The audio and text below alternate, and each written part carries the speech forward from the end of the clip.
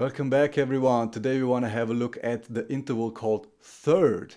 And as with the interval called second, if you watch the previous lesson, we're gonna talk about a minor third and a major third.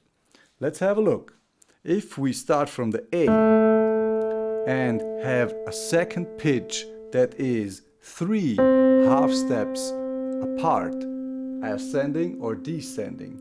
In this case, I went up, so I landed on a C. So A to C describes a minor third.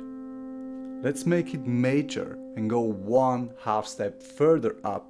So A to C sharp describes a major third. Let's have another example. Let's pick an F. So F is our first note, and we move up 3 half steps and land on the A flat. This will describe a minor third. If we go up 4 half steps from the F, so it's F to the F sharp to the G to the A flat to the A, that describes a major third. So go ahead and practice your minor and major thirds all across your instrument. Let's have one more example going descending. So let's pick a D and walk down a minor third.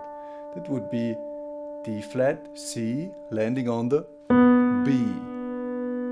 So a D to a B, descending, makes up a minor third.